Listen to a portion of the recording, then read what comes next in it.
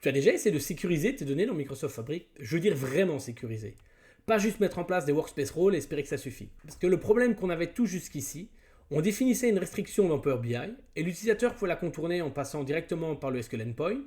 On mettait des permissions SQL, il pouvait passer par le notebook Spark, donc différents moteurs d'accès, 3 modèles de sécurité différents, zéro cohérence.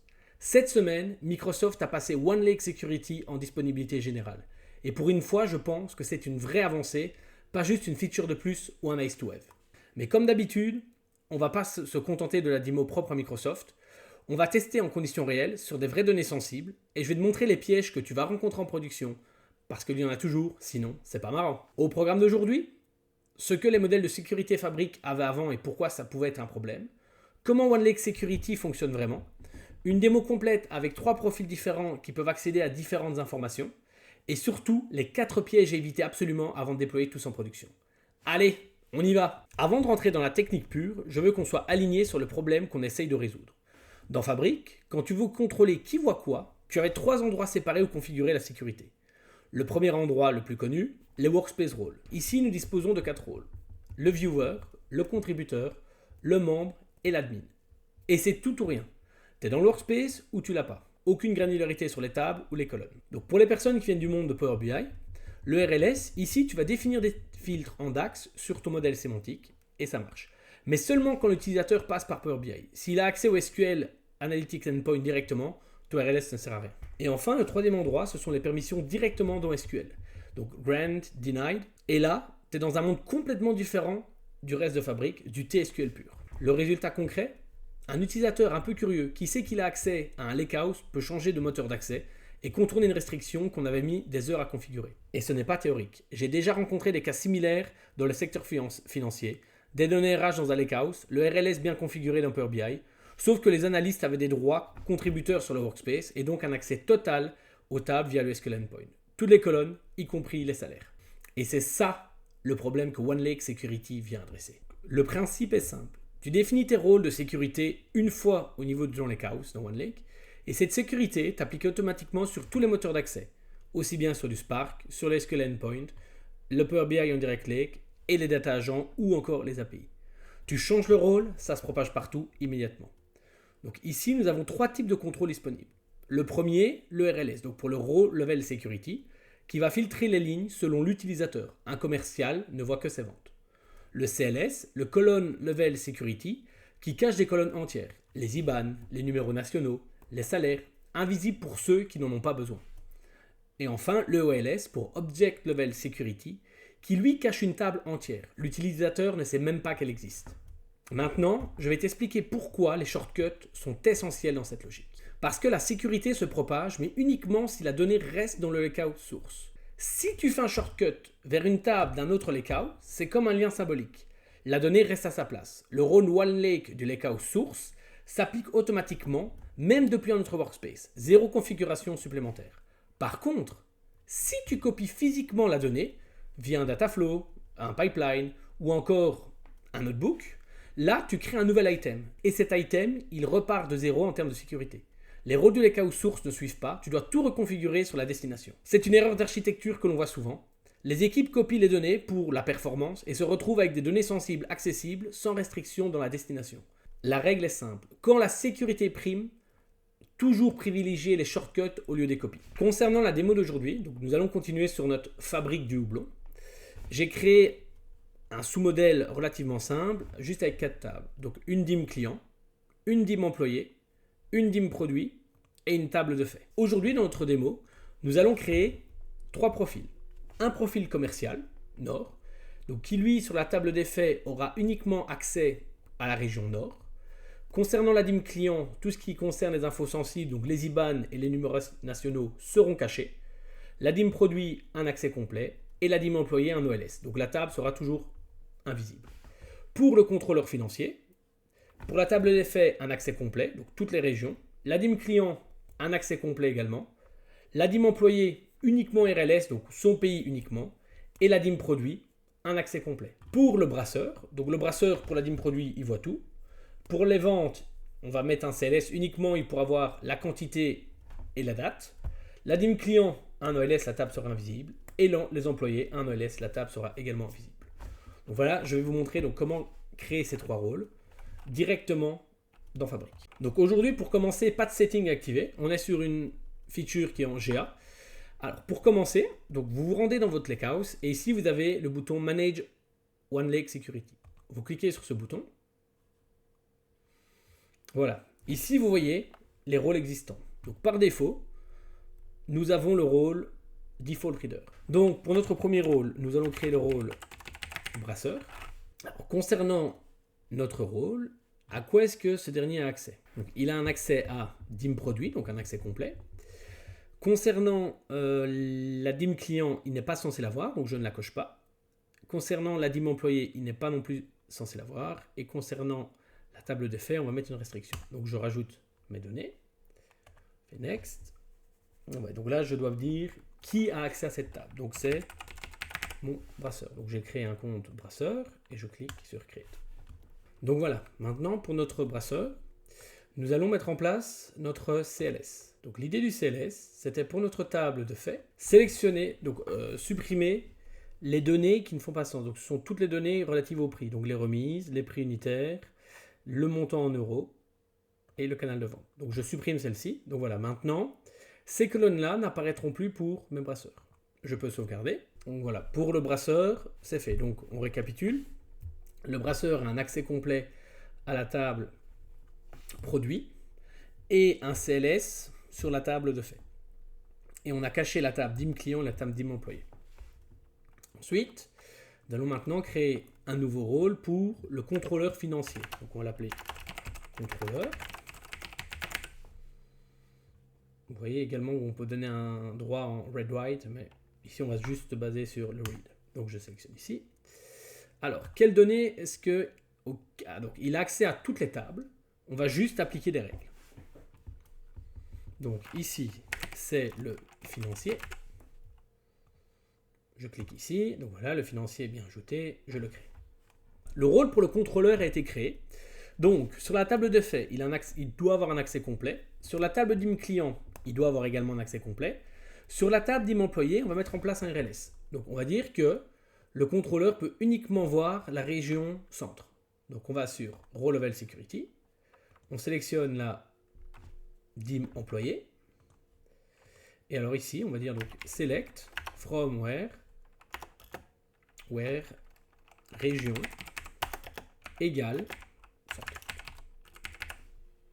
Voilà, on sauvegarde et notre RLS est appliqué.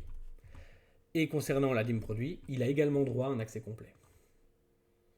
Et alors maintenant, pour le dernier, donc le dernier, ça va être le commercial nord. Donc on va l'appeler commercial nord. Ah, donc on ne peut pas mettre d'espace. Comme ceci. Je clique sur suivant. Alors le commercial nord a droit à accès à toutes les tables, sauf la DIM client. Donc nous allons sélectionner des données, table, DBO, donc non, pardon, sauf la DIM employé. Donc DIM client, il a accès, DIM produit, il a accès, fait, il a accès. J'ajoute les données. Je clique ici sur Next. Donc je vais rajouter mon compte commercial. Je le crée. Voilà. Donc maintenant, nous allons lui mettre en place un RLS et un CLS. Donc, le premier RLS à mettre en place, c'est sur la table de fait. Il doit uniquement voir les données relatives à son secteur. Where région égale à nord. Voilà. Et alors, sur ma table DIM client, on va cacher les IBAN et le numéro national. Donc ici, je vais sur DIM client, Enable CLS, et donc je vais cacher l'IBAN et je vais cacher le numéro national. Je les supprime et je sauvegarde. Et voilà. Donc en quelques clics, nous avons mis en place ces sécurités. Maintenant, je voudrais juste créer un rapport basique. Je crée le rapport et je vous reprends pour vous montrer ce que j'ai fait. Je tenais juste à vous montrer ceci. Lorsque vous créez votre modèle sémantique depuis le SQL Endpoint, vous voyez ici, vous avez le Storage Mode. Donc, vous avez le Direct Lake on SQL, donc le standard que tout le monde connaît, et vous avez ici le Direct Lake on OneLake. Juste une petite aparté. Lorsque vous créez votre modèle sémantique depuis le SQL Endpoint, vous avez le choix entre deux Storage Modes. Soit le Direct Lake sur OneLake ou le Direct Lake sur SQL. Donc, je vous reprends un peu plus tard dans la vidéo pour vous expliquer la différence entre les deux. Voilà, à tout de suite. Donc voilà, nous voici en présence probablement du plus beau rapport Power BI que vous n'avez jamais vu. Donc ici, le but, c'est juste de vous montrer le RLS, le OLS et le CLS. Donc dans ce cas-ci, lorsque je vais me connecter en tant que commercial, on aura un RLS qui va être appliqué. Ici, je ne suis pas censé voir ces informations-là. Et ici, je ne suis pas censé voir l'IBAN. Donc voilà, je me connecte en tant que commercial et je vous reprends directement. Donc voilà, me voilà connecté en tant que commercial. Donc je vais aller voir ce qui se passe si je clique sur le Lakehouse Fabric Hublot. Ah bah vous voyez ici, premier point, j'ai déjà des messages d'erreur. Pourquoi? Parce que je n'ai pas accès aux fichiers. De même, je ne suis pas capable de voir les tables. Donc là, il me demande de passer via le SQL Analytic Endpoint. Donc je vais passer via le SQL Analytic Endpoint. Si je vais voir dans des BO, table. Donc vous voyez, je suis bien connecté en tant que commercial. Mais le CLS que j'ai mis en place ne s'applique pas. Normalement, je ne suis pas censé voir les IBAN ni les numéros nationaux. Il en est de même pour la DIM employée. Normalement, je ne suis pas en mesure de voir cette table-là. Donc voilà, donc en fait, ici, j'ai oublié d'activer un settings pour utiliser les credentials de la personne qui se connecte via le SQL Endpoint. Donc je vais retourner sur mon compte admin pour vous montrer le setting activé. Donc pour ce faire, vous vous rendez dans votre SQL Analytic Endpoint, vous allez ici sur Settings, ici vous avez Data Access Mode Preview. Vous voyez ici par défaut, c'est le Use SQL Security for All Objects, Delegate Identity Access Mode. Donc si ce setting est activé, le OneLake Security ne servira à rien. Donc pour pouvoir bien utiliser votre OneLake Security, il faut bien penser à activer ce setting. Vous l'activez. Là, vous avez un petit message d'erreur, enfin un petit warning. Vous cliquez ici sur Apply. Donc voilà, je suis de retour dans ma session en tant que commercial. Donc vous voyez ici, je vois bien mes trois tables. Donc je vois bien ma table DIM client sans avoir accès à ma colonne IBAN et numéro national que j'ai caché. Pour la DIM Product, je vois toutes les informations. Et pour la table fait vente, normalement ici, je dois avoir un RLS qui est appliqué afin d'uniquement voir les ventes pour la région nord. Et ici, vous voyez, je vois uniquement mes ventes pour la région nord. Maintenant, si je vais voir dans mon rapport Power BI, qu'est-ce que je vois ici? Ici, je vois uniquement des informations pour la région nord. Cette table-là, je ne suis pas censé la voir, donc c'est pour ça qu'il me met le message d'erreur. Également ici, j'ai mis en place du RLS, donc il me le dit. Je n'ai pas la permission de voir la DIM client IBAN. Et ici, comme j'ai accès à toute la table, je vois bien les informations. J'ai également testé avec un notebook, c'est la même chose, je vois uniquement les tables auxquelles j'ai accès. Et voilà, donc c'est tout pour cette démo. Donc maintenant, nous allons retourner dans les slides pour conclure. Les 4 pièges à éviter. Donc durant cette démo, nous en avons vu quelques-uns, mais pas tous. Donc, le premier, c'est que le rôle le plus permissif. Le premier point, c'est que le rôle le plus permissif gagne. Donc ici, on est dans la même logique que lorsque vous travaillez avec des workspaces. Donc si un utilisateur appartient à deux rôles, un large et un avec un RLS, le RLS a silencieusement neutralisé. Donc si un utilisateur appartient à deux rôles, un large et un avec un RLS, le RLS sera silencieusement neutralisé dans tous les cas. Gardez les rôles restrictifs et permissifs, mutuellement exclusifs. De plus, ce qui est important de bien comprendre, c'est que les droits du workspace s'appliquent également. C'est-à-dire que si la personne a un rôle supérieur à Viewer, votre OneLake Security ne s'appliquera pas. Comme elle aura accès à tous les items du workspace, elle pourra tout voir. Le deuxième point, c'est le Switch User Identify sur le SQL Endpoint. Donc là, c'est ce que je vous ai montré. Si vous n'activez pas manuellement ce switch, OneLake Security est ignoré pour le SQL Analytic Endpoint. Donc les anciens items restent en Delegated Identity par défaut. Donc c'est exactement ce que je vous ai montré avec le cas où il faut bien aller dans Setting et sélectionner l'option. Le troisième point, pour moi, c'est peut-être le plus dommage. C'est que le CLS, on n'est pas sur Dynamic Data Masking. Le OneLake Security peut cacher une colonne, tout ou rien, mais par contre, on ne pourrait pas afficher étoile, étoile, étoile, 1, 2, 3, 4 à la place d'un IBAN. Donc, le DDM est disponible uniquement au niveau SQL Endpoint, pas dans OneLake Security. Et pour moi, c'est vraiment un des points bloquants. Parce que si vous créez un rapport et vous décidez de mettre en place du CLS, comme on a vu, les personnes vont voir un rapport qui sera beaucoup moins sexy. Donc ça veut dire que dans votre rapport, vous allez avoir des messages d'erreur.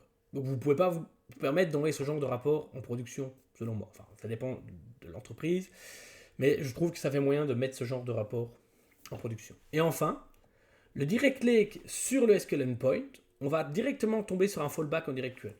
Donc si ton sémantique modèle pointe vers le SQL endpoint, donc pas OneLake, et que du RLS est actif, Power BI bascule automatiquement en direct query.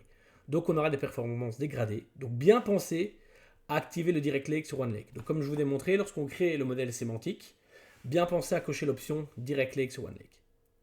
Pourquoi? Donc direct lake, donc on a maintenant 2 modes et 2 comportements. Donc le direct lake sur le SQL endpoint, d'un point de vue sécurité, donc là on va directement, si on a mis une sécurité en place, on sera sur du direct query. Là où le direct lake sur OneLake, on reste en direct lake. Alors le verdict, est-ce que ça tient ses promesses? Pour la première fois dans Fabric, j'ai une sécurité définie à un seul endroit qui est réellement cohérente entre Spark, Power BI et mon Lakehouse. Et ça, c'est une vraie avancée. Sur mes projets, ça règle un problème concret que j'avais sur tous les clients avec des données sensibles.